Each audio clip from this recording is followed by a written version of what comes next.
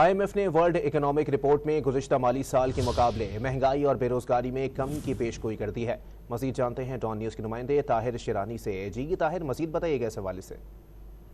دیکھیں، جو عالمی مالیاتی فنڈ نے ورلڈ اکنامک رپورٹ جاری کی ہے، اس کے مطابق رواں مالی سال 2023-24 میں پاکستان کا کرنٹ اکاؤنٹ خسارہ 1.8% تک رہنے کا امکان ہے، جو گزشتہ مالی سال 2022-23 کے دوران 0.7% تھا، یعنی کرنٹ اکاؤنٹ خسارے میں اضافے کی پیشگوئی کی گئی ہے۔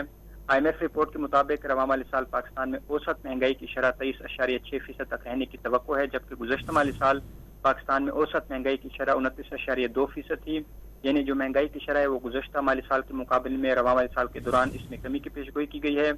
اسی طرح IMF نے رواں مالی سال کے لیے پاکستان کی معاشی شرح نمو 2.5% تک رہنے کی پیشگوئی کی ہے، اور گزشتہ مالی سال پاکستان کی معاشی شرح نمو -0.5% تھی۔